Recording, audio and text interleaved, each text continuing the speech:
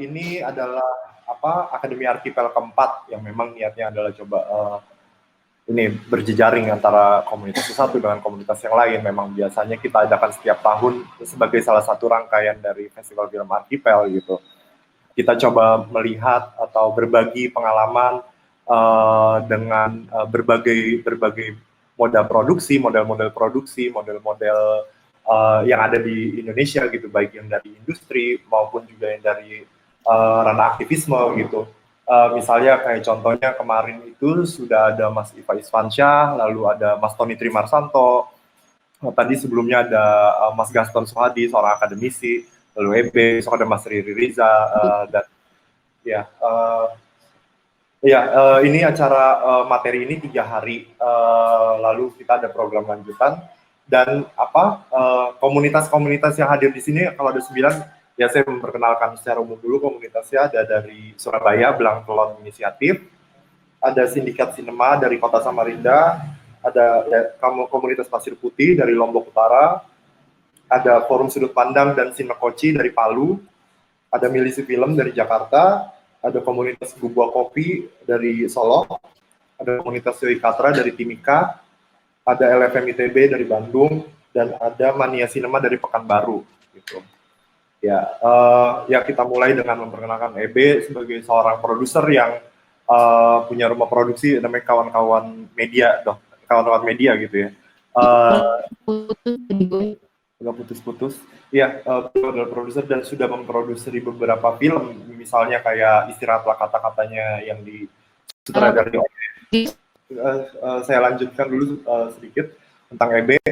Ya dia sudah memproduksi beberapa film seperti Istirahatlah Kata-Kata dari Yosef Angginun atau Origin of Fear yang berkompetisi di Venice International Film Festival dan lain-lain gitu.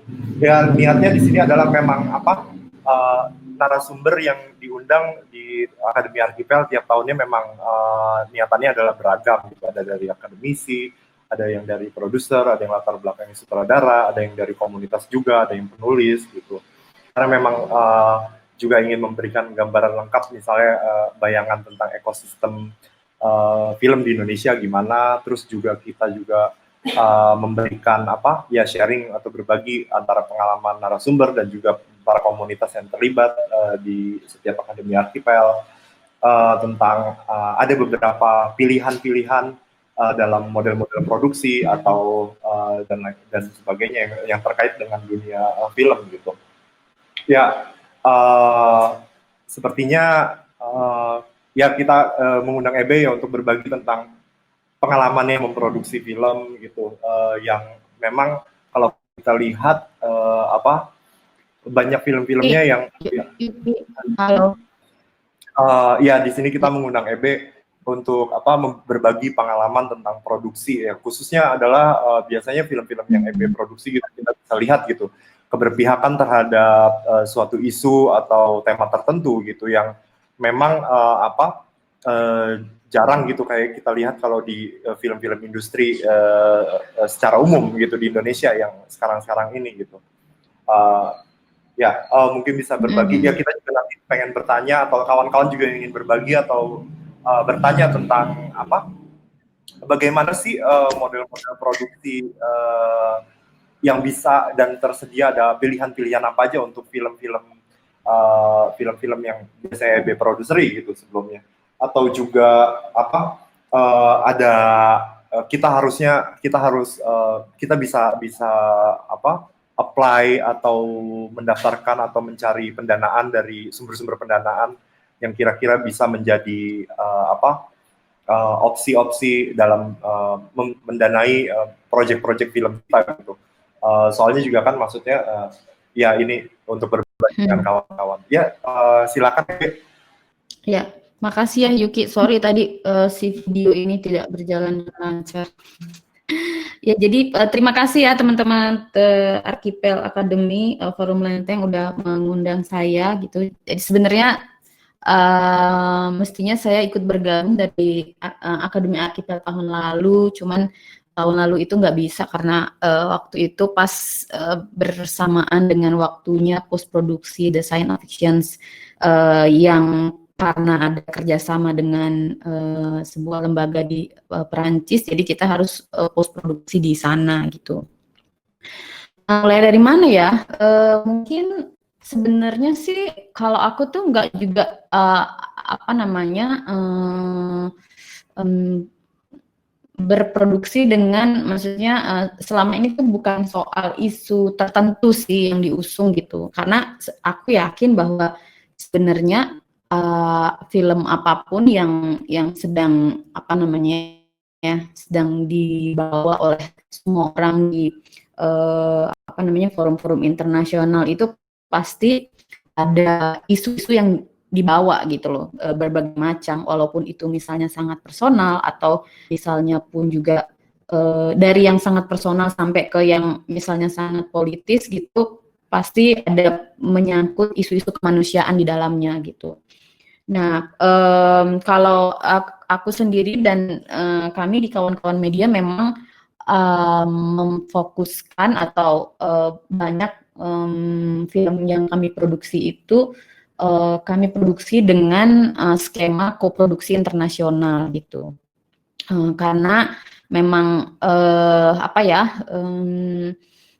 diniatkan untuk skema seperti itu gitu, karena juga pertama soal keterbatasan finansial resource juga yang ada di Indonesia gitu, dan kemudian untuk mengembangkan proyek di Indonesia juga misalnya ya untuk naskah gitu-gitu nggak juga banyak tempat untuk melakukan itu, makanya kami membawanya ke luar gitu. Biasanya sih kalau saya kalau misalnya ada sebuah proyek baru yang sedang dikerjakan gitu, proyek film baru, misalnya dengan sutradara siapa yang kita sudah memutuskan untuk bekerja bersama gitu, biasanya ya yang pertama kita bersepakat dulu gitu untuk bekerja sama, ide ceritanya seperti ini, terus kemudian kita mulai mendevelop ceritanya dulu gitu di awal-awal, di tahap awal. Lalu kemudian apa namanya mulai mengembangkan itu untuk dibawa ke film lab gitu, karena film lab ini buat kami sebenarnya sangat penting untuk ya apa ya kayak menggodok si cerita itu gitu, karena kan ketika cerita kita itu dibaca oleh orang-orang lain gitu, ada mentor-mentor juga yang terlibat, jadi ada banyak apa ya masukan yang tentu saja itu kita bisa pilih, kita ambil atau enggak gitu, itu terserah kita gitu. Nah, ketika si project ini sudah kami masukkan ke project development di film lab gitu-gitu, dan biasanya bertemu dengan banyak mentor, terus ada pengembangan di sana gitu ya, sedikit demi sedikit biasanya tuh juga berjalan gitu loh, naskahnya mulai berkembang gitu, terus kelihatan juga kira-kira kemungkinan kita bisa kerjasama dengan siapa gitu. Nah, setelah ini mulai terdevelop dengan baik, biasanya saya apply ke project market gitu ya. Project market ini untuk sebenarnya mencari partner gitu loh. Mencari partner dengan siapa kita akan bekerja sama gitu, yang tertarik dengan project ini gitu. Nah, paralel dengan itu biasanya ya kalau mau ada beberapa funding yang kita bisa apply secara langsung gitu. Misalnya kayak kita bisa apply ke Purin Pictures tanpa ada partner. Kita bisa apply ke World Cinema Fund, itu fundingnya Berlinale, itu juga bisa tanpa co-producer gitu. Atau Huberbals. Tapi ada beberapa funding yang mengisyaratkan tuh memang harus ada partner dari negara asalnya gitu. Misalnya kalau mau daftar ke World Cinema Fund Europe gitu, jadi ini seksi yang lain selain yang tadi kita bisa daftar langsung, kita harus punya partner di Jerman. Begitu juga kalau misalnya kita mau apply untuk Cinema du Monde itu di Prancis, itu kemarin The Science of Fiction dapat post produksi di sana, itu juga kita harus ada partner gitu. Nah, biasanya sih mix gitu, tergantung proyeknya juga apakah ini terjadi atau diproduksi karena mendapatkan semuanya fully dari funding gitu, atau mix dengan investasi gitu misalnya. Ini bicara film panjang kan ya. Jadi misalnya kayak The Science of Fiction itu mix antara pendanaan yang kami dapatkan dari funding dari Hubert Bals, dari Cinema Dumont, tapi kemudian kita mengkombinasikan itu dengan investment juga. Gitu. Jadi ada Bose Studio dan juga ada Astro yang terlibat di sana gitu. Nah, setelah film itu selesai diproduksi, ya biasanya dengan rencana bahwa film tersebut akan kita tayang perdanakan di sebuah festival tertentu gitu, dan disitulah kita mencari sales agent gitu untuk menjadi presentasi kita untuk membawa film kita ke ya market gitu. Dan biasanya sih saya kalau udah film itu selesai gitu, film selesai udah world premiere di misalnya kayak kemarin di Locarno, yang bekerja untuk film tersebut tuh biasanya sales agent gitu. Nah, justru saya udah mulai bekerja untuk proyek yang lain yang berikutnya. Begitu sih untuk biasanya cycle-nya seperti itu gitu kira-kira. Mungkin itu dulu ya, Yuki. Oke, iya terima kasih Ebe. Mungkin juga saya Kedengeran kedengeran halo, dengan clear nggak? clear banget, Kedengeran dengan clear nggak tadi? clear. Oke, sip. Ya, saya mungkin akan mengajukan beberapa pertanyaan ya untuk men-trigger juga kawan-kawan tentang gambaran umum yang tadi sudah Ebe sampaikan gitu. Misalnya saya juga masih penasaran misalnya kayak model kerja koproduksi internasional itu bagaimana sih? Maksudnya misalnya tadi Ebe sempat kemukakan kalau misalnya dengan Cinema Dumont gitu harus ada partner di Perancis, itu bagaimana keterlibatan mereka tuh sampai sejauh mana gitu sampai di nantinya gitu dalam proses produksi. Atau misalnya sama dua ada satu lagi pertanyaan, misalnya kayak tadi dengan sales agent gitu itu kan untuk pasar luar gitu ya, kalau di pasar dalam negeri apakah ada begitu juga gitu, gambaran umumnya gimana gitu. Iya, kalau biasanya sih ini berdasarkan pengalaman aja ya gitu.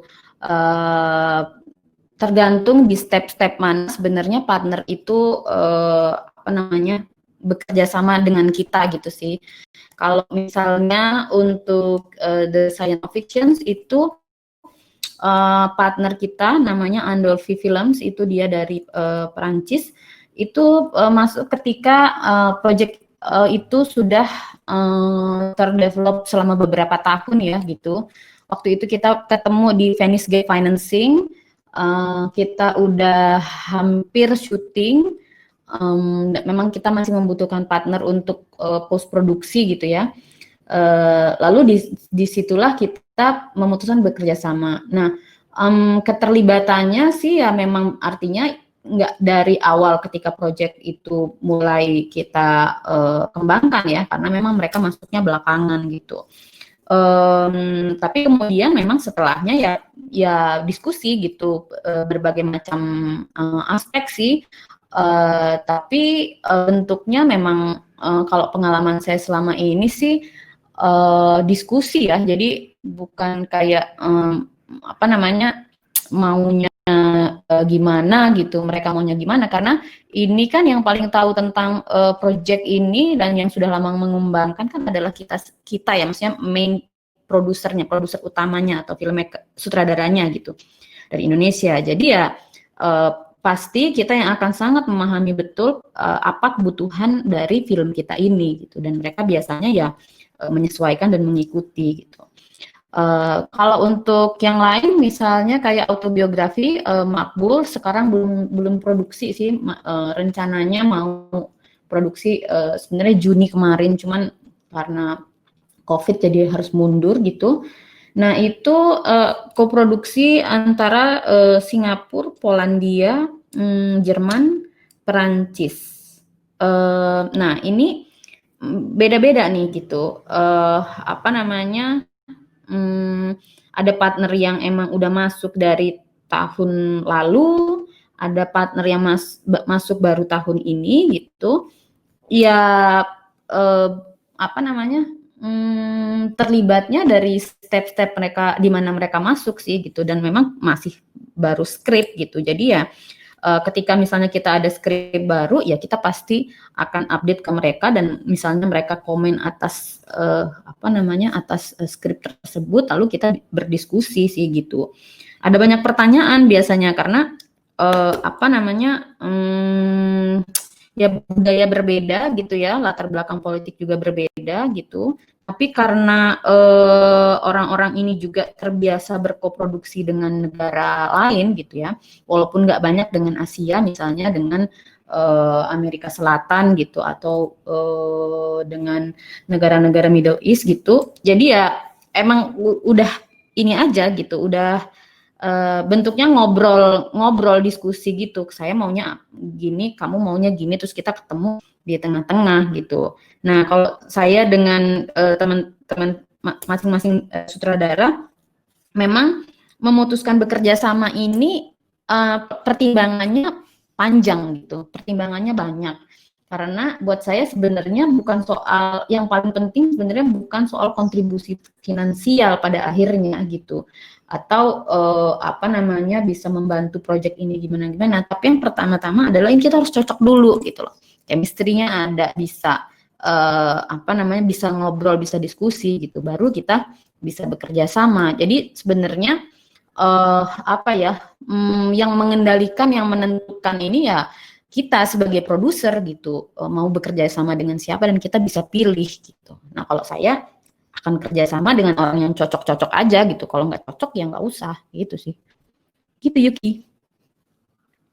Oke, ya tadi juga kan sedikitnya juga Ebe sudah menggambarkan kalau memang ternyata ada banyak di sana. Maksudnya kita juga bisa memilih, bukan jadi posisinya setara gitu ya, kerjasama gitu. Nah, kalau gitu tuh ada nggak sih? Ini kan kita Oh, juga. yang Indonesia ya? Sorry, yang tadi ada pertanyaan yang kedua itu yang untuk distribusi di Indonesia ya? Iya. Oke, aku jawab dulu ya, itu ya kayaknya ya. Ya, boleh, boleh. Nah, ya kalau di Indonesia sendiri itu beda lagi gitu. Kita kan kalau di luar itu ada, maksudnya kalau mendistribusikan di luar Indonesia gitu. Kalau saya sih biasanya kayak istilah kata-kata itu saya pegang Asia Tenggara. Sales agentnya pegang di luar Asia Tenggara gitu. Jadi segala apa namanya, transaksi atau apapun terkait film istilah kata-kata di Asia Tenggara itu saya yang pegang gitu, dan memang saya urus langsung gitu. Jadi nggak ada sales agent untuk Asia Tenggara gitu. Jadi semuanya lewat kawan-kawan media gitu. Nah, kalau Science of Fictions itu Indonesia memang kita yang pegang sendiri gitu. Di luar itu ada sales agent. Nah, kalau di Indonesia ini kita ya memang mengerjakan itu sendiri gitu loh. Kita pemilik filmnya, kita juga yang menjadi distributornya gitu. Kita yang harus deal dengan pihak-pihak yang akan menayangkan filmnya. Misalnya dalam hal ini kan pasti eksibitor sinema ya, bioskop gitu. Kita harus dealing langsung dengan pemilik bioskop gitu untuk kita mau tayang di mana saja, berapa layar dan kapan gitu. Begitupun misalnya kalau ada ini ada orang yang ada OTT platform ya itu yang akan menaruh filmnya di platformnya dia gitu. Atau misalnya kalau ada pemutaran offline kayak ada event tertentu, atau misalnya pemutaran komunitas gitu. Dan kayaknya sih di Indonesia ini ya semua produser tuh memang mendistribusikan filmnya sendiri gitu. Jadi tidak ada, mungkin ada ya yang pakai perwakilan gitu, tapi nggak banyak sih yang saya tahu. Setidaknya misalnya kalau di Aprofi, saya kan tergabung di Asosiasi Produser Film Indonesia, Aprofi ya, kami rata-rata mendistribusikan filmnya itu ya langsung gitu. Iya, Ya, terima kasih. Terus juga untuk memancing nih, sebelum kita melempar kesempatan untuk kawan-kawan juga ikut bertanya atau berbagi gitu. Kalau untuk tadi kan Ebe juga sempat menyinggung juga ada script development lab, kita juga tahu ada yang namanya pitching forum gitu-gitu, yang biasanya ada di festival atau di market gitu, project market gitu. Nah itu tuh biasanya apa sih tipsnya atau triknya gitu untuk bisa tembus ke script development lab gitu. Juga kan maksudnya dalam rantai produksi itu kan memang sebenarnya panjang ya. Jadi memang ada beberapa bagian lab-lab di beberapa rantai produksi itu gitu. Ya, untuk memberikan gambaran umum juga. Iya, yang pertama dasarnya sebenarnya menulis ya gitu. Kita harus mau untuk menuliskan apa yang ada dalam pikiran kita dan apa yang apa maksud yang ingin kita sampaikan gitu lewat project kita, lewat film kita gitu. Karena semua orang itu akan membaca apa yang kita tulis gitu, lalu kemudian membayangkan atau akan memahami itu semua dari tulisan yang kita buat gitu. Pertama itu sih harus mau menulis gitu, dan itu biasanya antara satu aplikasi ke aplikasi yang lain gitu, satu misalnya kayak Civic gitu. Civic ini Southeast Asian Fiction Lab. Itu di Bangkok, itu harus ada naskah, misalnya kayak gitu. Lalu kemudian kayak Torino Film Lab gitu, itu ada dua, ada script lab, ada feature lab. Yang satu, yang script lab boleh treatment aja, tapi kalau udah feature lab karena udah lebih advance gitu, itu harus punya script gitu. Nah, selain itu kita juga harus melampirkan dossier dan mengisi formulir gitu ya. Nah, kalau mengisi formulir ini kurang lebih mirip-mirip gitu, beda-beda karakter aja gitu. Misalnya kayak yang lab yang ini maunya sinopsisnya 300 karakter gitu. Kalau lab yang lain misalnya 500 karakter gitu. Jadi kita akan selalu ini sih mengerjakan itu tiap aplikasi yang ingin kita masukkan gitu. Tapi biasanya sih kalau saya udah punya kayak masternya gitulah, masternya kira-kira ini sinopsis, ini logline, ini statement dari director itu sangat penting sekali gitu. Kemudian statement dari produser itu juga sangat penting sekali. Visinya si produser itu gitu loh, untuk kemudian nanti bagaimana cara merealisasikan filmnya dan kenapa mau terlibat di sana gitu. Nah, dossier dan cerita itu sendiri ya, baik itu treatment maupun naskah gitu. Dan yang lainnya, karena ini semua disubmit ke dalam semuanya berbahasa Inggris ya gitu, translation gitu, dan itu mahal biasanya karena kita kan selalu ada draft baru ya gitu, ada draft baru. Draft baru ini kan tetap harus diterjemahkan gitu, walaupun misalnya perubahannya sedikit gitu. Nah makanya walaupun memang ya kalau punya teman gitu sih yang bisa menerjemahkan naskahnya bagus juga. Tapi kalau saya, daripada orang nggak ngerti nih gitu dengan apa yang kita tulis, dengan si naskah ini gimana, saya lebih baik memang mengalokasikan sejumlah dana untuk menerjemahkan gitu. Kalau saya biasanya yang menerjemahin naskah sih Adrian Jonathan. Nah enak banget tuh sama Adrian. Dia bisa memahami gitu loh, memahami, dan kan nggak banyak tuh yang bisa seperti itu gitu. Itu sih. Terus juga yang paling penting kalau misalnya ya sutradara yang baru bikin film panjang pertama gitu, film pendek itu sangat penting gitu. Kenapa? Karena orang-orang akan melihat sebenarnya ini kan mau meyakinkan orang tentang sesuatu yang belum kita bikin. Jadi untuk membuat mereka percaya, salah satunya gitu adalah ya ngelihat kira-kira karyanya sebelumnya kayak gimana gitu. Makanya film pendek menjadi sangat amat penting untuk kira-kira nih sutradara ini signature-nya apa, kira-kira project film panjang ini mirip-mirip atau kira-kira pendekatan visualnya sama nggak dengan film pendeknya gitu. Kalau sama kira-kira gimana ya gitu.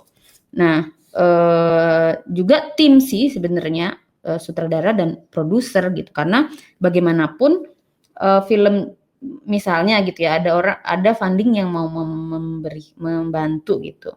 Ya dia harus yakin juga bahwa film ini juga ntar akan diproduksi gitu, dan nggak akan memungkinkan diproduksi juga kalau nggak ada produser gitu, karena yang mengatur semua mengatur semua dari awal sampai akhir gitu. Jadi dia harus memastikan bahwa filmnya itu memang benar-benar pasti akan jadi gitu. Itu sih yang paling.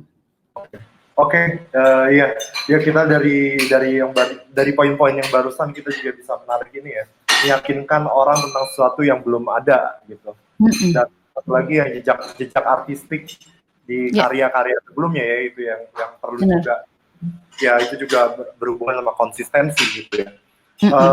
Nah untuk dari poin itu ya mungkin saya ingin bertanya satu lagi yang untuk melanjutkan itu gitu. Jadi apa aja sih yang perlu dipersiapkan untuk meyakinkan atau partner atau lembaga-lembaga funding yang itu tentang sesuatu yang belum ada gitu, selain dari jejak artistik atau film pendek sebelumnya gitu. Artikulasi yang bagaimana atau apa gitu, kelengkapan lain apa gitu yang dibutuhkan.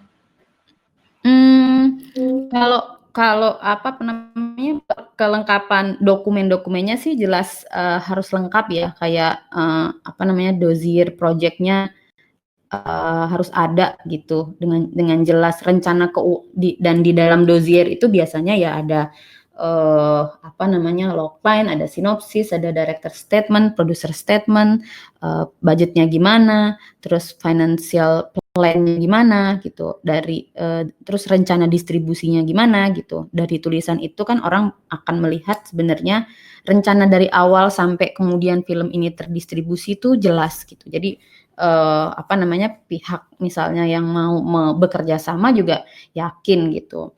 Nah, cuman emang apa namanya, ada sesuatu hal yang harus kita miliki ya gitu untuk project kita gitu. Menurut saya adalah sebenarnya visinya itu mau seperti apa sih? Itu yang paling apa namanya, yang paling krusial gitu ya. Maksudnya dari visi kita itu jadi apa namanya, dokumen-dokumen yang ada itu ya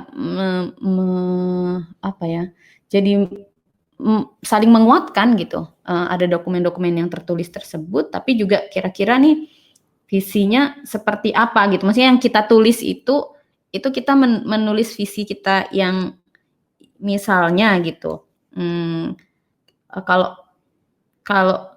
sebagai sutradara, dan biasanya sutradara itu kan slash penulis tuh kalau misalnya pengalaman saya. Jadi saya belum pernah ada film kita itu yang ditulis oleh penulis dan sutradara yang berbeda gitu. Biasanya sama.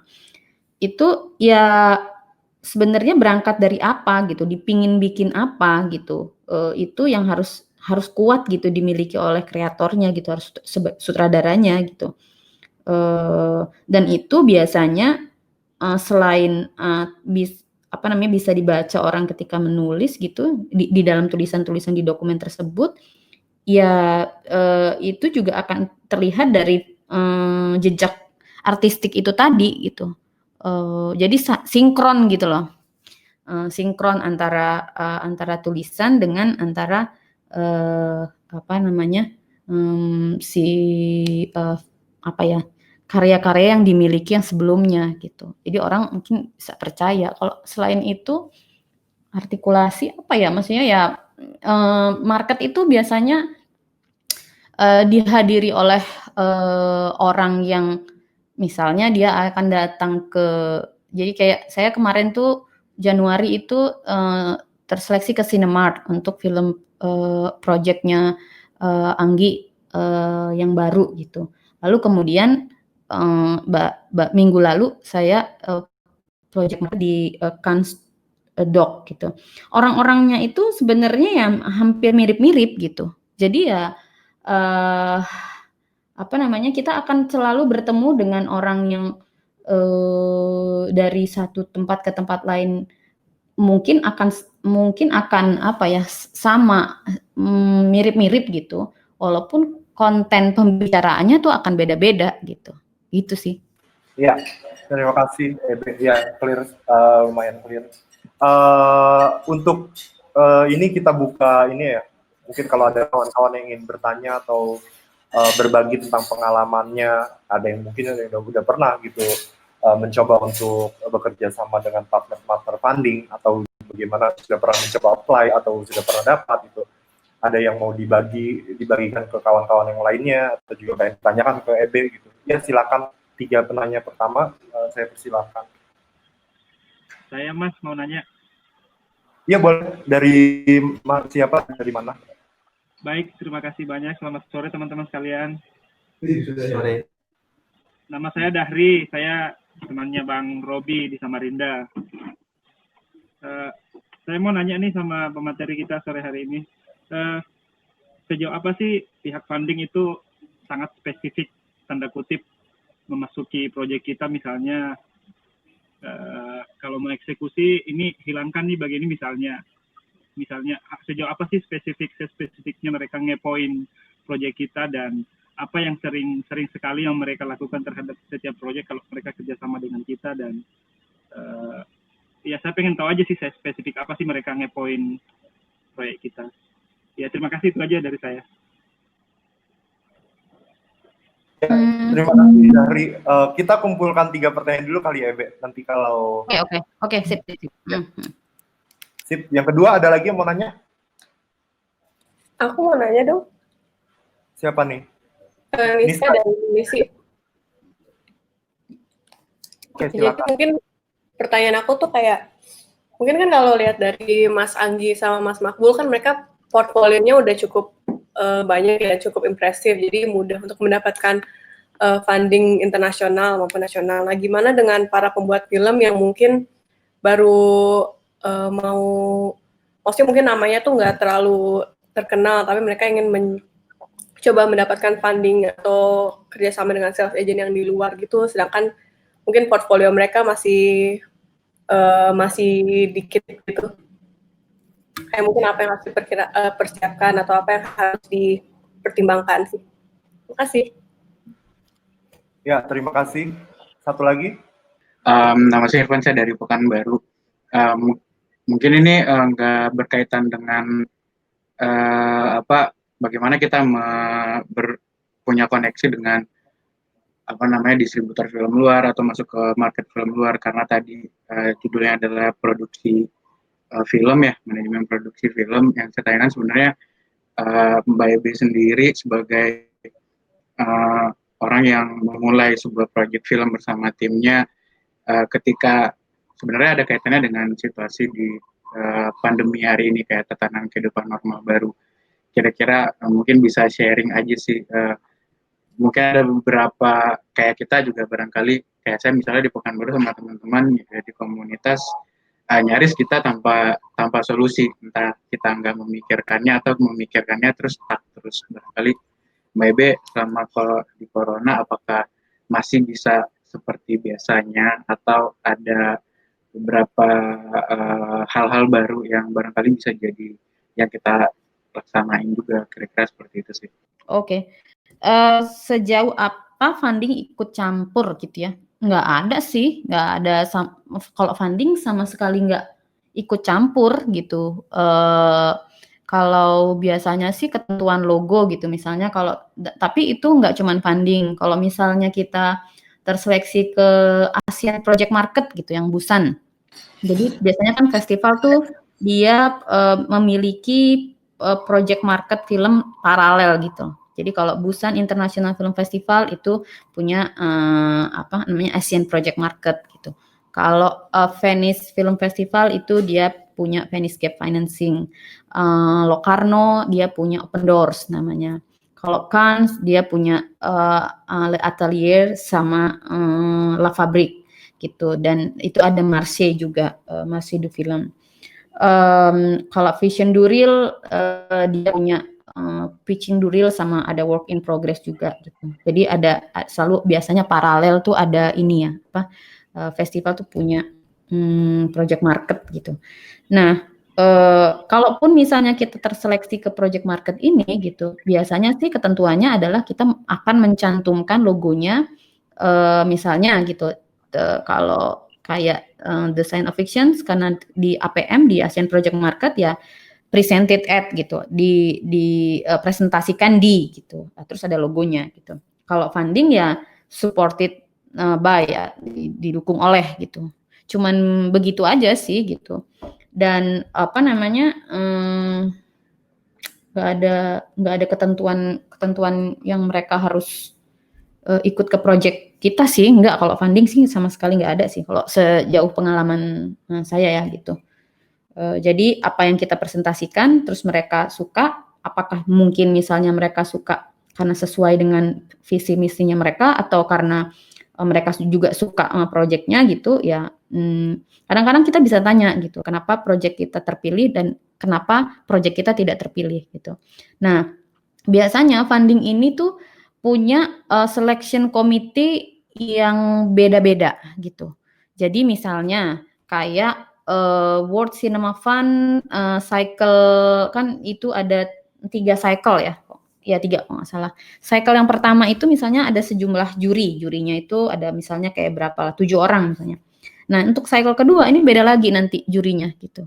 Dan juri-juri ini biasanya gitu dipilih dari berbagai macam. Jadi kayak ada perwakilan memang produser, ada perwakilan dari salesnya juga, ada perwakilan dari misalnya film kritiknya juga, ada perwakilan dari distributor, atau ada perwakilan juga dari aktor gitu. Jadi apa namanya, bervariasi sekali dan jarang yang setiap apa namanya, yang selection committee-nya itu sama gitu di selama masa apa namanya, seleksi itu misalnya gitu. Jadi beda-beda setiap tahap, setiap cycle gitu. Itu yang pertanyaan kedua aku jawab langsung juga ya, Yuki. Ya, silakan. Iya, kalau nah, nggak pernah, maksudnya walaupun kita punya apa namanya CV gitu ya atau portfolio sebelumnya gitu, itu juga nggak pernah, kita juga nggak pernah tahu sebenarnya kita akan dapat atau enggak gitu, karena kan tergantung juga dengan pada saat kita mendaftar itu sebenarnya kita bersaing dengan siapa-siapa aja gitu, itu kita juga nggak tahu gitu. Nah, dapat atau enggaknya itu sebenarnya tergantung ya itu tadi, pada saat kita mendaftar kita bersaing dengan siapa gitu. Karena kan mereka pasti punya scoring gitu, punya scoring project ini dari seluruh dunia gitu, misalnya ada 400 yang daftar gitu, ya kita harus bersaing dengan si 400 ini. Nah, kalau untuk apa namanya, pembuat film yang baru mau bikin film panjang pertama dan mau berkoproduksi gitu, mencari funding di luar, ya memang harus bikin film pendek. Itu tadi, film pendek itu adalah apa ya, bisa dibilang sebuah tiket gitu atau apa ya namanya ya, untuk bisa membawa ke sana gitu. Karena ya itu tadi orang mesti melihat gitu. Mungkin kayak misalnya saya belum pernah tahu sih ada yang dapat funding langsung gitu tanpa misalnya bikin film pendek dulu sih, belum pernah tahu ya gitu, karena itu dilihat apa ya jejaknya gitu. Terus kalau dari Irfan tadi filmmaking di masa pandemi ini ya harus menyesuaikan. Pertama misalnya yang sebelumnya itu reading atau latihan dilakukan secara tatap muka, untuk autobiografi misalnya kita readingnya online gitu, lewat Zoom. Terus jadi untuk autobiografi itu kita punya sinematografer dari Polandia gitu, karena kita berkoproduksi dengan Polandia. Kita juga dapat funding dari Polish Film Institute gitu. Ada sinematografer dari sana. Ya kita meetingnya online gitu untuk bedah skrip gitu. Jadi kita mengirimkan gambar-gambar dari lokasi yang kita mau pakai gitu. Karena sebenarnya si sinematografer ini harusnya ke Indonesia bulan Maret tanggal 13 tuh gitu. Nah pada saat itu kan negaranya dikunci, terus Indonesia juga Jakarta waktu itu udah mulai menutup diri juga. Jadi ya udah batal semua tiket-tiket gitu ya, kita melanjutkan kerja-kerja untuk membedah dan membicarakan soal-soal visual itu dengan online juga gitu. Terus penata musik juga dari Singapura ya online gitu, kiriman rapatnya online, bahkan yang sebenarnya yang dari Indonesia gitu. Jadi kayak ini sekarang kita baru menyelesaikan breakdown dengan production designer kita, ya kita nggak bisa ketemu langsung, ya online, semua meeting dilakukan online. Cuman kalau syuting filmnya nanti ini saya juga misteri sih sebenarnya gitu loh, sejauh apa kita menyesuaikan diri ini gitu, karena produksi itu kan kalau post produksi praproduksi itu bisa diatasi karena kita bisa online, orang yang terlibat juga sedikit gitu. Misalnya editing kan nggak banyak. Tapi kalau syuting ini nggak bisa karena ya melibatkan orang banyak gitu. Ya tentu saja pasti kita harus mematuhi protokol gitu ya. Cuman ini belum bisa saya jawab karena saya belum sampai ke tahap itu, baru mau mempersiapkan gitu. Tapi ya selama pandemi ini tetap jalan sih persiapan filmnya gitu. Ya, terima kasih ya, Be. Dari yang bertanya tadi dari Niska atau Irfan sudah cukup jelas dengan pemaparan EB, atau ada yang pengen? Oke, Irfan mau bertanya lagi ya? Enggak, sorry ke pencet Bang. Udah. Terima kasih Mbak. Ya. Ya, dari yang tadi 3 bertanya gitu, apakah sudah cukup jelas atau ada mau dilanjutkan lagi pertanyaannya? Misalnya kayak mungkin dari tadi ya, misalnya kan tadi EB juga menjawab tentang urusan logo misalnya di kredit title film, tapi mungkin atau dari ada bayangan lain atau pertanyaan yang lebih spesifik gitu. Bang, saya mau nanya lagi, boleh? Oke, siap, silakan. Tadi kan disebut kayak untuk mendapatkan beberapa funding harus ada persyaratan-persyaratan. Misalnya kalau mau funding dari negara ini harus kerja sama, harus mempunyai kru dari negara tersebut. Tapi bagaimana jika krunya itu malah di tengah-tengah memundurkan diri? Apakah funding itu masih berlaku atau langsung diputusin gitu? Dan bagaimana mengatasinya? Yogi dulu. Tadi kan dibilang sama Mbak Ebe kan kayak proses cycle-nya gitu kan, kayak misalkan dari ide awal terus kayak masuk script lab dan lain-lain kayak gitu. Cuma aku sendiri kan pernah baca beberapa director gitu yang misalkan kayak emang dari pas syutingnya juga kayak nggak punya naskah yang benar-benar final gitu. Kayak misalkan kalau nggak salah pernah baca gitu kayak Love Diaz atau Pedro Costa atau filmmaker lainnya gitu. Nah itu kalau kayak gitu kira-kira prosesnya sama nggak sih kayak melalui script lab terus kayak melalui proses yang kayak tadi Mbak Ebe sebutkan? Kayak soalnya kan aku baca kayak mereka benar-benar nggak punya naskah yang tetap ataupun yang hasil akhirnya pun sama gitu sama ide awal di filmnya gitu. Itu kira-kira prosesnya sama nggak sih atau ada fleksibilitas khusus gitu ya dari funding tertentu gitu? Thank you, itu pertanyaannya. Ya, terima kasih Yogi. Tadi satu lagi, Zainal ya? Ya, dengar. Mau nanya aja sih Mas, ke Mbak Ebe nih. Beliau kan seorang ya, dan sebutin nama produser nih. bagaimana sih? Oh, oke, perkenalkan nama saya Zainal, saya dari Surabaya. Saya mau nanya gini aja sih Bang, dari Baby yang seorang produser film nih, saya mau nanya bahwa bagaimana sih cara menghandle kru filmnya gitu. Sedangkan kan saya tahu seorang sutradara aja kalau menghandle kru film tuh susah banget gitu. Apalagi nih produser yang bukan hanya menghandle soal krunya saja, tapi soal bagaimana distributornya, bagaimana film ini berjalan dari awal sampai akhir. Itu aja sih Bang. Terima kasih. Ya, terima kasih Zainal. Ya, silakan Ebe, ada 3 pertanyaannya. Yang terakhir tadi apa ya, Yuki? Aku kurang jelas. Zainal tadi ngomong apa karena agak keputus-putus. Oh, dia bertanya tentang ini, gimana cara menghandle kru film atau proses-proses lain gitu. Misalnya kan sutradara menghandle kru, terus juga nanti produser juga gimana tuh cara menghandle dari distribusi lain yang ya gitu.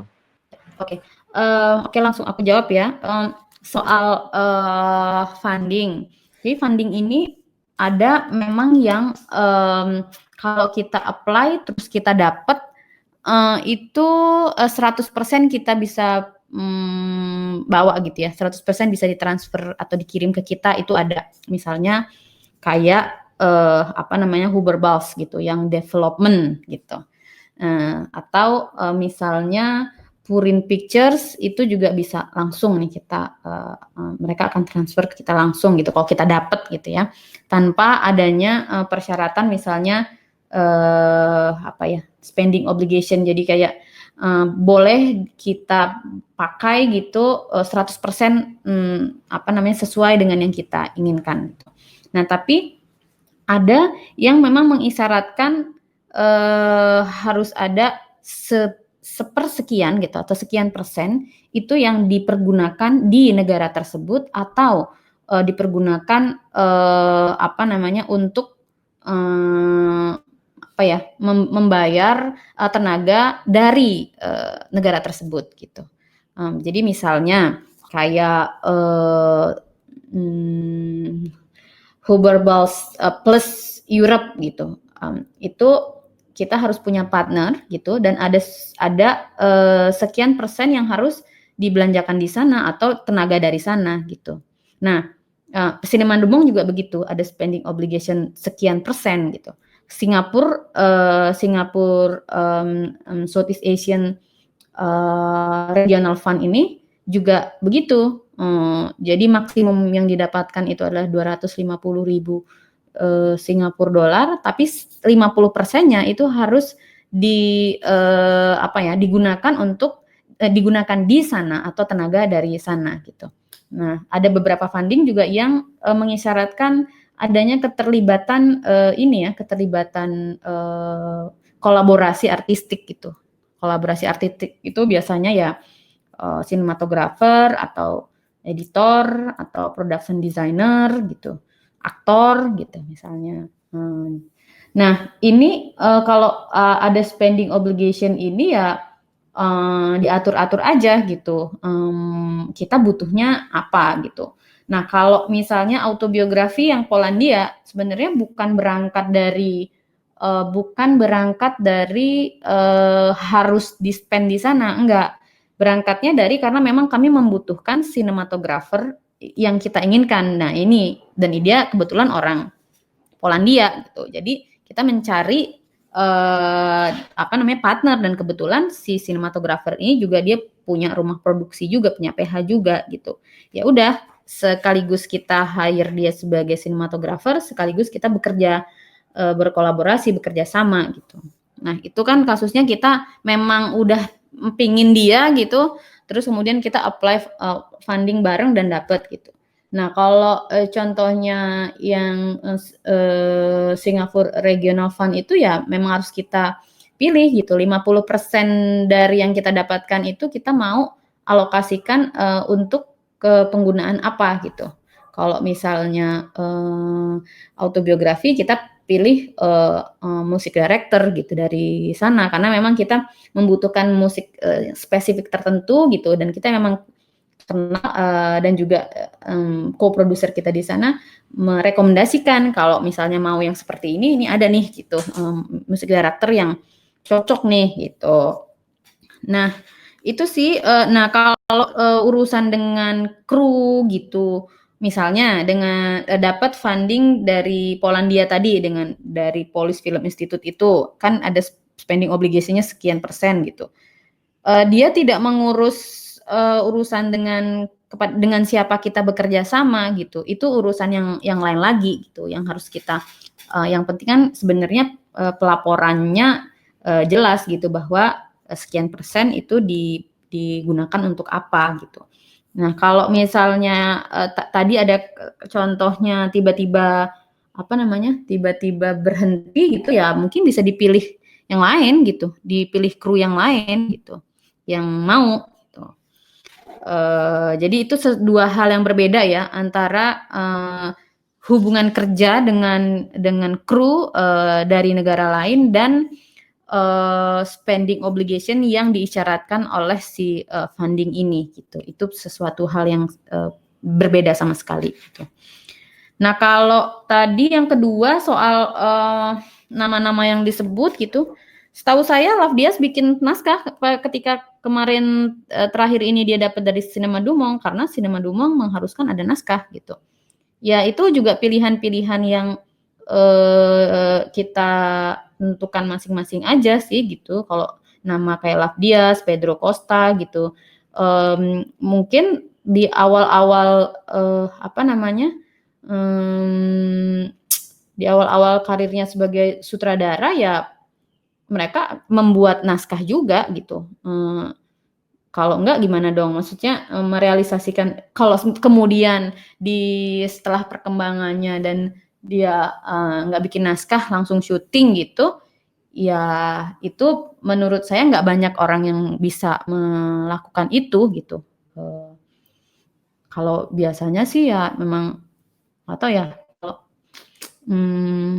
itu ada mungkin misalnya karena Love Diaz gitu udah menang di Venice, sudah menang di Berlin, mungkin orang percaya, tapi kan kemudian itu di film yang keberapa gitu. Kalau untuk film pertama atau film kedua, ya saya rasa sih semua orang kalau mau berkoproduksi ya dia pasti punya naskah sih gitu. Terus kayak misalnya ini ada privilege untuk pembuat film pertama dan kedua. Jadi sutradara film pertama dan kedua itu punya privilege karena banyak sekali, hampir semua funding itu memberi ruang untuk itu. Kalau misalnya udah film ketiga itu biasanya kita akan bersaing dengan semua nama-nama besar yang ada di dunia gitu. Misalnya kalau kita mau daftar ke Cinema Dumont nih gitu, si Anggi nih misalnya, Anggi kan udah film ke-4 gitu. Dia harus masuk ke kategori second college. Second college ini pembuat film ketiga dan seterusnya. Dan yang daftar itu ya akan bersaing dengan misalnya Bong Joon-ho, akan bersaing dengan bahkan Pedro Costa gitu. Kalau Pedro Costa apply gitu, saya sih lihat Pedro Costa filmnya banyak ada logo-logo funding ya gitu. Itu untuk pembuat film, maksudnya sutradara yang memiliki film ketiga memang begitu. Jadi dia bersaingnya memang nama-nama ya besar yang ada di dunia gitu. Terus kalau yang Zainal tadi soal menghandle produksi gitu, ya kan produser memang tidak bekerja sendiri ya gitu. Dia kalau untuk di lokasi syuting atau untuk berproses menuju produksi ada line produser yang akan mengatur itu gitu. Post produksi juga biasanya ada post production manager juga yang akan membantu gitu. Ya distribusi kerja sih memang harus didistribusikan kepada orang-orang yang dipercayai untuk memegang pos-pos tersebut gitu. Jadi kalau saya sih biasanya kalau pagi syutingnya itu sebenarnya ya di lokasi ya udah santai-santai aja gitu karena persiapannya semuanya sudah selesai gitu, dan pada pelaksanaannya ya semua orang bertanggung jawab atas porsi kerjanya masing-masing gitu.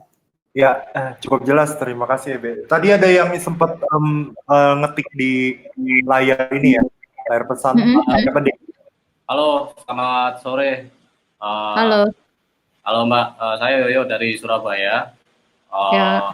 Mau menanyakan beberapa hal sih sebenarnya. Mungkin dari awal kan aku dengarnya kan persoalan funding finansial kan ini juga berhubungan dengan persoalan infrastruktur juga kan sebenarnya gitu. Apakah sebagai pemula gitu? Yang pertama itu, apakah sebagai pemula yang dalam hal mungkin belum pernah membuat film gitu, tapi tertarik untuk ikut atau terlibat di pendanaan di luar gitu. Apakah itu memungkinkan? Sedangkan kan kadang kita pun membuat ikut festival pun juga kadang juga harus ada yang berbayar dan sebagainya kayak gitu. Jadi kan urgensinya apakah ketika kita melakukan apply pendanaan di luar itu selain menulis, selain film pendek atau modal membuat atau mendapatkan funding itu urgensinya apa kira-kira yang mendesak apa gitu. Ya mungkin ada salah satu pembuat film yang cukup karena ini si pembuat film ini nggak banyak yang tahu, tapi dia punya potensial untuk hal pendanaan di luar gitu. Itu apakah bisa memungkinkan seperti itu?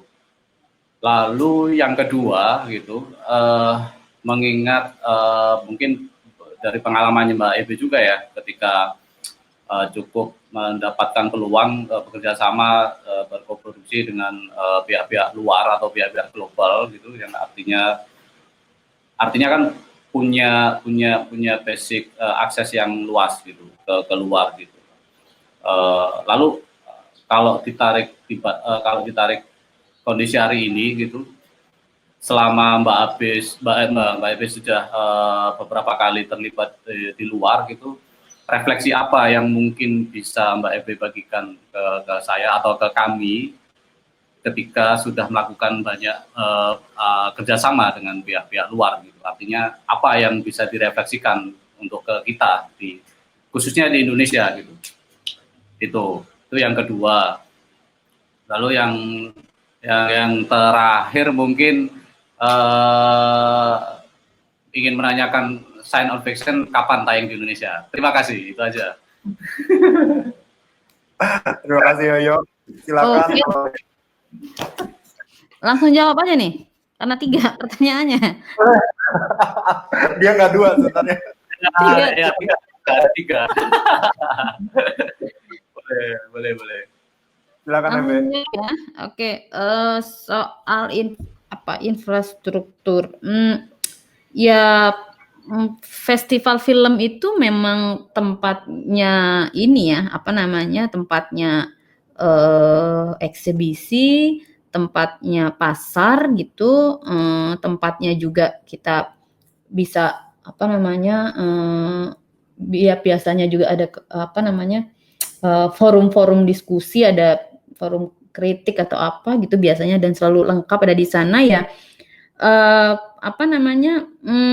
Untuk bisa, kalau misalnya cuman datang ke festivalnya sih ya datang aja gitu, tapi datang aja itu sebenarnya juga kayak kalau kita mau menonton film, kalau kita punya badge nih gitu, yang biasanya aksesnya diberikan oleh si festival film itu kita bisa nonton film, bisa ngakses library, bisa masuk ke kelasnya siapa gitu. Waktu itu saya di Locarno pernah ikut kelasnya Ken Loach gitu. Di mana lagi gitu bisa bertemu langsung dan nanya gitu ke Ken Loach gitu. Kan memang adanya tuh di forum-forum seperti itu gitu. Dan kalau mau mungkin bisa gitu pergi sendiri ke sebuah forum apa gitu ya, tapi juga pasti mahal gitu. Jadi banyak sekali benefit yang bisa kita manfaatkan gitu. Dan semua orang yang kemudian sekarang menjadi pelaku di industri film internasional itu saya rasa juga memulainya tuh dengan nggak punya apa-apa juga gitu. Mulainya ya kalau sutradara kayak misalnya siapa Anggi, Kamila Andini gitu, Molly gitu. Ya mulainya dari bikin film pendeknya terseleksi gitu, terus kemudian bikin lagi film pendek, bikin lagi gitu, ada yang menang di sini, ada yang diputar di sana gitu. Lalu memulai proyek film panjangnya jadi lebih smooth gitu persiapannya gitu, karena juga punya tim yang solid gitu, karena kerja-kerja seperti ini kan panjang ya gitu, panjang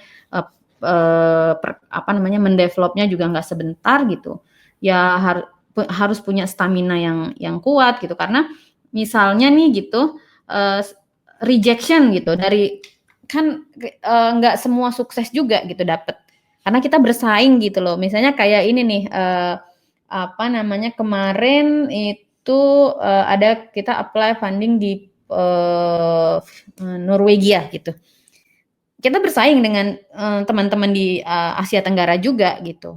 Ada yang dapat, kita nggak dapat gitu.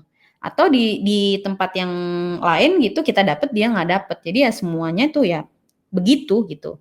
Ada kompetisi di sana gitu. Jadi ya mau nggak mau kalau mau mencebur ke situ ya memang kalau sutradara harus punya film gitu. Nggak bisa nggak bisa terus continue ketika ya datang ke sana hanya datang aja gitu. Nah sebenarnya kalau kayak film-film pendek, saya selalu nanya ke teman-teman, punya film pendek gak gitu, karena di saat-saat masuk deadline untuk submission, banyak yang nanya gitu, dari Indonesia itu ada nggak film pendek yang baru gitu.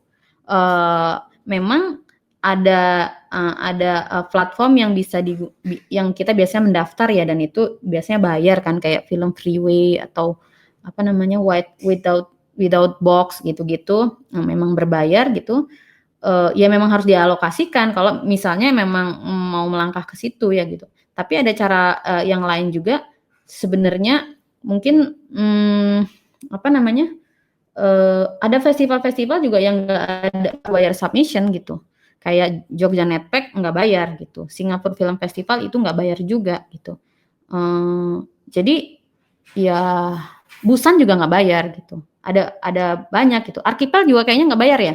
Atau udah bayar sekarang? Enggak, gratis ya. Ada banyak, terutama festival film pendek tuh rata-rata, maksudnya bukan rata-rata, ada yang nggak bayar juga gitu. Itu terus refleksi ya, menurut saya sih sebenarnya ini pilihan yang kita boleh ambil, dan ini sih sama aja gitu, mau berkoproduksi dengan negara lain atau mau berkoproduksi dengan lembaga lain di Indonesia, prinsipnya adalah kerjasama dan kolaborasi gitu. Di situ kita punya ide, lalu kemudian kita mau merealisasikan ide tersebut bersama orang-orang lain, ya pasti ada diskusi, ada negosiasi, dan ada kompromi gitu. Itu selalu ada, dan menurut saya bukan cuma soal di produksi film ya, untuk apapun lah gitu. Ketika kita membuka ruang kepada orang lain atau pihak lain untuk masuk gitu ya, itu adalah resikonya, tapi itu juga adalah mungkin bisa kelebihannya gitu. Mungkin karyanya jadi bisa lebih bagus gitu. Terus kalau science fiction tayangnya kapan? Bioskop buka tayang. Nah ini bioskopnya bukanya kapan nih? Itu misteri. Tapi semoga segera tayang sih. Kalau bioskop udah buka, kita sudah memproses untuk meminta untuk menayangkan gitu. Oke, terima kasih Ebe. Tadi juga ya Ebe udah memberikan dengan jelas tentang jawaban-jawaban dari pertanyaan juga tadi juga gitu ya. Ya tadi pentingnya juga untuk sutradara dan produser juga bisa menyampaikan visi-visi artistiknya gitu. Yang juga kemarin sempat diingetin juga sama Mas Iva gitu, gimana cara membangun kultur film yang baik juga bukan cuma soal produksi tapi juga soal pendidikannya juga ya. Kemarin juga soalnya sempat ada yang nanya gimana caranya dorong untuk anak-anak muda aktif untuk tergabung komunitas atau jawaban beliau cuma satu, ya mungkin dari nonton film dulu bareng gitu ya, karena kulturnya dimulai dari situ dulu gitu ya. Juga misalnya saya juga sering menemukan gitu, misalnya lagi memang ada mau pitching gitu dari formnya atau dosiernya gitu, juga memang pertanyaan-pertanyaan seperti ini visi artistiknya kayak gimana sih gitu, gambarannya ada yang sampai spesifik visi artistiknya kira-kira sama dengan film yang sedang kamu pitching ini kayak gini. Jadi memang ya memang banyak banget ya pertanyaan-pertanyaannya beragam sekali gitu. Jadi memang ya pengetahuan itu juga butuh ya, dari menonton itu. Ya kira-kira begitu. Kalau ada kawan-kawan lagi yang mau bertanya, kita sebenarnya sampai jam 6 gitu. Mas jadi Miri, manfaatkan mau bertanya Mas Ebe Miri. lagi hadir ini ditanyakan sebanyak-banyaknya. Nggak apa-apa kan Ebe? Ya, halo Mbak Ebe, nama saya Halo. Gali dari Mania Cinema Pekanbaru. Saya mau Halo, nanya, mau nanya 2 pertanyaan sih Mbak. Pertanyaan pertama itu bagaimana mensinergikan idealis sutradara sama visinya produser gitu Mbak. Sama saya mau nanya kalau misalnya pas film postingannya Mas Sahaludin Siregar kan dia dapat funding dari mana gitu. Jadi dia ditulis laporan keuangannya. Nah, apabila kita misalnya dapat funding tapi kita nggak buat film. Tapi kayaknya tadi saya sempat menangkap gitu, yang kedua itu terkait dengan postingannya Salahuddin Siregar. Waktu itu dia sempat posting tentang dia habis audit laporan keuangan di funding dia dapat di DMZ, suatu festival film dokumenter di Korea ya gitu. Itu sempatnya kalau kita dapat fundingnya terus kita nggak jadi filmnya itu gimana ya gitu. Kira-kira seperti itu sih tadi. Ya, oke. Aku langsung jawab ya. Oke, ada yang mau bertanya lagi? Aku bacain juga. Dari Alia dari Pasir Putih, dia nanya tentang memproduksi film untuk pemula, lebih baik film pendek atau panjang, Mbak? Dan apa saja batasan-batasan antara film panjang? Apakah ada durasi atau apa? Dan gimana untuk mengakses fundingnya gitu? Ya. Gimana sinergi antara sutradara dengan produser gitu? Ya memang mesti bekerja cocok dulu gitu ya.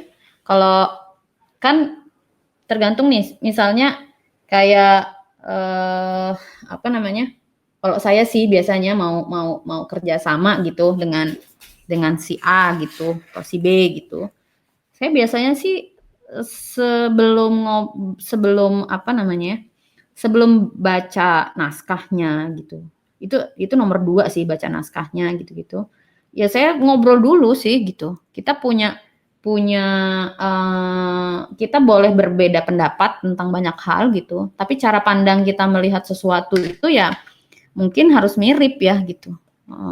Kita mau karena misalnya punya cara pandang yang berbeda gitu, ya mungkin jalannya bisa beda gitu. Yang si sutradara misalnya dia kepinginnya membuat film itu dengan cara apa namanya dikembangkan dulu di lab, lalu kemudian ada pergi ke project market dan maksudnya diproduksi dengan cara bekerja koproduksi internasional, tapi misalnya produsernya pinginnya ya udah sesegera mungkin dicari uangnya, lalu kemudian syuting gitu. Nah itu nggak match gitu. Ya memang harus match ya gitu. Dan kalau saya sih biasanya ngobrolnya itu ya justru lebih banyak itu nggak soal filmnya sih, nggak soal projectnya, karena ya itu tuh sudah kita sepakati lah gitu draftnya juga. Misalnya kalaupun ada draft terbaru tentang naskah, kita bisa baca terus kasih komen gitu. Tapi ya kita membicarakan banyak hal gitu, membicarakan tentang kondisi hari ini gimana gitu, membicarakan tentang kalau misalnya kita setelah nonton film ini tuh gimana. Jadi kita selalu ngobrol ketika dan berdiskusi ketika kita melihat sesuatu gitu. Menurut saya itu harus dibangun gitu ya. Kayak ini tuh memang sebuah kerjasama di mana setiap orang bertanggung jawab atas kerjanya masing-masing gitu. Tetapi menurut saya bukan hanya bekerja sama gitu loh, tapi ini juga saling melengkapi. Dan saya yakin sebenarnya kalau cocok di situ, proyeknya atau filmnya sendiri juga akan sesuai dengan apa yang dicita-citakan oleh keduanya gitu loh. Jadi nggak di akhir-akhir ada director's cut dan ada producer cut gitu. Kalau film saya sih sebenarnya nggak pernah ada tuh 2 cut gitu. Ya kalau filmnya jadi berarti itu adalah cut yang disepakati gitu. Seperti itu.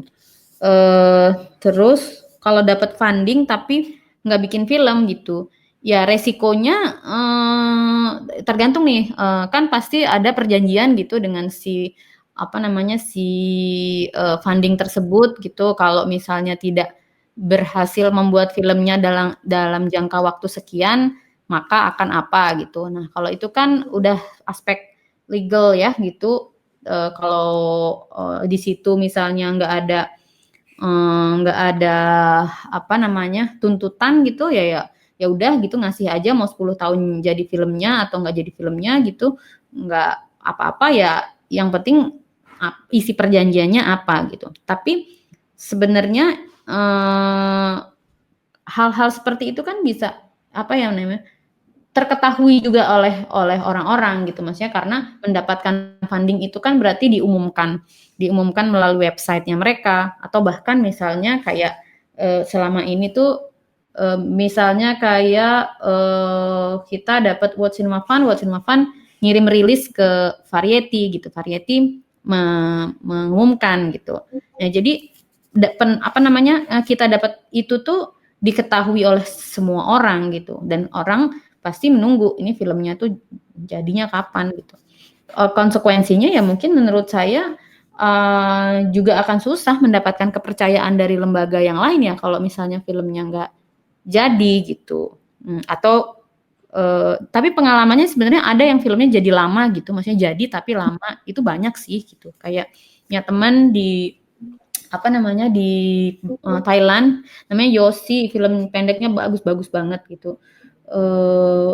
Dia menginisiasi proyek itu udah 7 tahun gitu loh, 7 tahun, dan kemudian baru filmnya akan diproduksi harusnya tahun ini, tapi ya karena ada COVID jadi tahun depan gitu.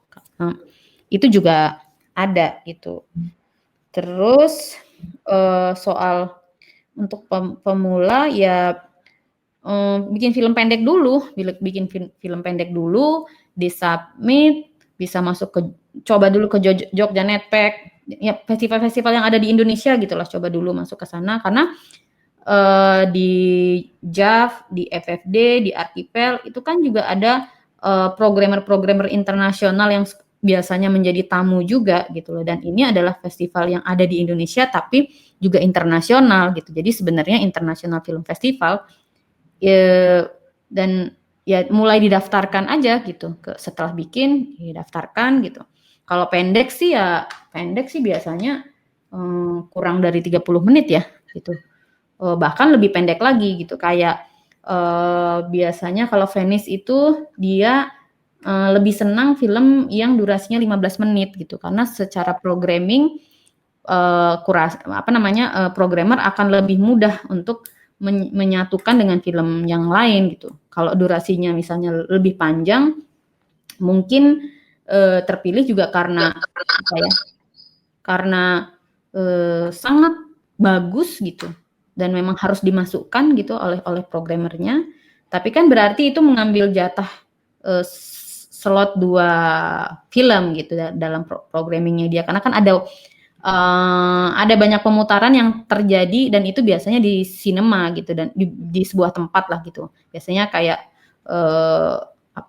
bioskop gitu, dan itu kan ada jatah waktu gitu, misalnya 1,5 jam gitu, 1,5 jam diisi oleh berapa film gitu sih. Kalau film panjang ya durasinya biasanya sih di atas 70 menit ya, 70 menit ke atas gitu. Gitu, Yuki. Iya, terima kasih Ebe. Saya juga ingin berbagi ya gitu.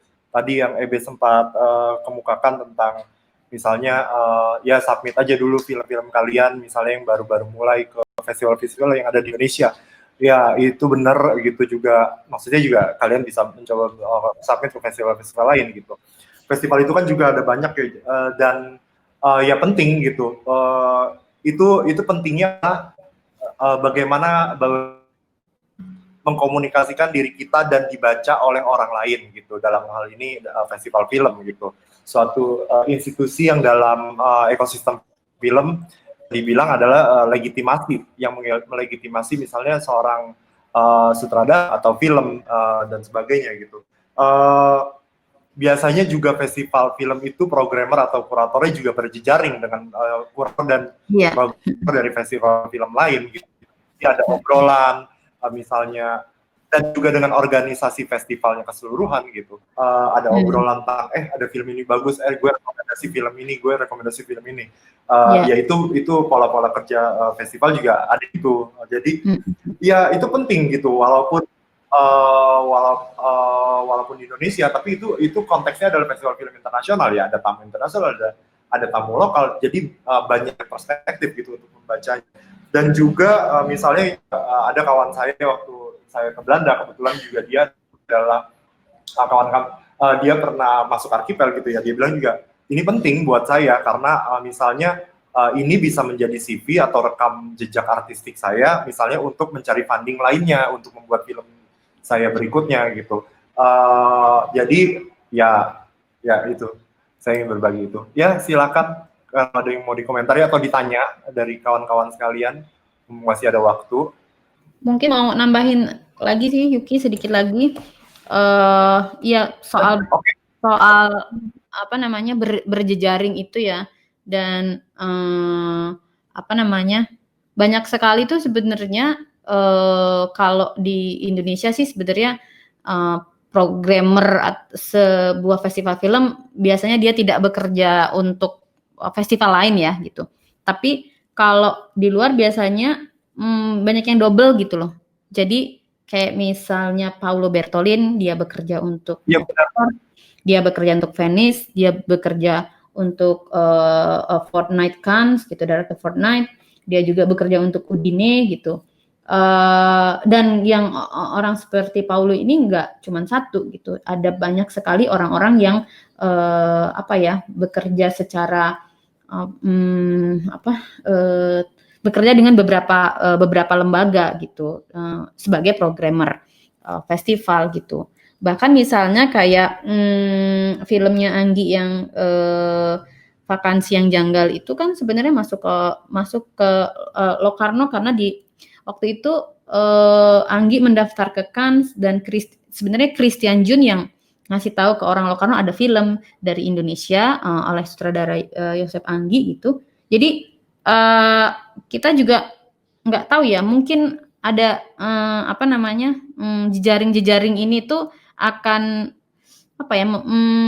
ya itu tadi si A mendapat kabar dari si B, terus kemudian ngomong sama si C gitu, lalu kemudian si C tertarik gitu dan menghubungi atau gimana gitu. Itu sangat-sangat amat mungkin terjadi gitu. Dan misalnya juga kalau mau kerjasama nih dengan orang gitu ya, misalnya kita nih kalau saya sesama produser di Asia Tenggara, kita biasanya ngobrol gitu. Misalnya mau bekerja sama, mau apply ke funding apa, atau mau mengambil keputusan atas produksi atau gimana gitu. Kita diskusi biasanya. Jadi ya jejaring itu akhirnya juga yang tempat kita bisa belajar juga dari sana juga gitu, bukan hanya soal siapa merekomendasikan apa dan kita akhirnya bisa teraih oleh orang itu, tapi juga kita bisa saling belajar sih gitu. Karena semua pekerjaan produksi ini kan sebenarnya seni yang berbeda-beda di setiap project ya, jadi dia nggak sama gitu loh, nggak akan mungkin bisa persis jalannya tuh sama karena proyeknya beda-beda, orang juga ketertarikan orang juga berbeda-beda ya. Jadi pasti pengalamannya berbeda setiap film tuh. Iya, terima kasih Ebe. Ya kawan-kawan kalau masih ada yang mau bertanya, ya ranah produksi ini juga tadi pas saya coba untuk berhubungan mengkontak EB juga kan memang pertanyaannya adalah ini partisipannya ada berapa kira-kira atau mereka backgroundnya apa gitu. Memang apa ya ini adalah salah satu jalan gitu, salah satu jalan, ada juga jalan-jalan lainnya gitu. Ya seperti tadi Ebe bilang, tergantung, itu adalah pilihan juga yang tadi dia sempat merespon tentang pertanyaan dari Yoyo ya, tentang refleksi gitu. Ya ada ranah-ranah yang memang itu adalah ranah-ranah dalam kolaborasi, ada diskusi, negosiasi, dan kompromi, dan itu ya juga pilihan. Ada juga memang orang yang memutuskan untuk bisa juga bikin film sendiri gitu, atau juga bisa atau memang dia punya uang sendiri dan dia mendapat uang dari dananya dari pekerjaan yang lain terus dihabiskan untuk di karyanya sendiri. Ada juga yang begitu ya. Memang banyak caranya dan banyak moda-moda produksi yang ada gitu di ranah produksi film ini gitu ya. Ya, kawan-kawan ada lagi kalau masih ada yang mau bertanya? Kalau tidak ada ya kita sudahi di sesi ini. Ya, kita sudahi sesi kedua hari ini ya, Ebe.